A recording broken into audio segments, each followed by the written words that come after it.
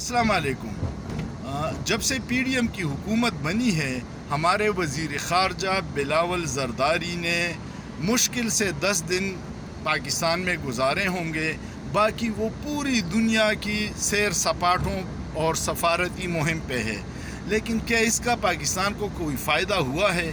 मुझे नहीं लगता, क्योंकि हिंदुस्तान के वज़ीर आज़म नरेंद्र मोदी ने अमरीकी दौरे के बाद जो बाइडन के साथ जो मुश्तरका एलामिया जारी हुआ है, उसमें तो ये पूरी तरह पाकिस्तान के ख़िलाफ़ चार्जशीट है कि पाकिस्तान दहशतगर्दों को सपोर्ट करता है और स्पॉन्सर करता है, और हमारी तरफ से अभी तक कोई मुअस्सर जवाब नहीं आया।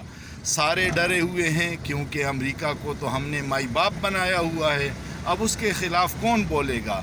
तो क्या बिलावल ज़रदारी के ये जो अरबों रुपए के दौरे थे, ये लाहासिल थे?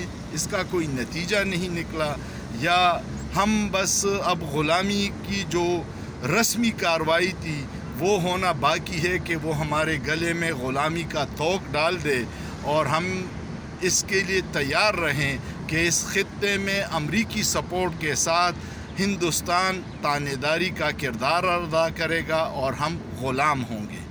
आपका क्या ख्याल है? कमेंट ज़रूर कीजिएगा। सोचिए, सोचना जुर्म नहीं है।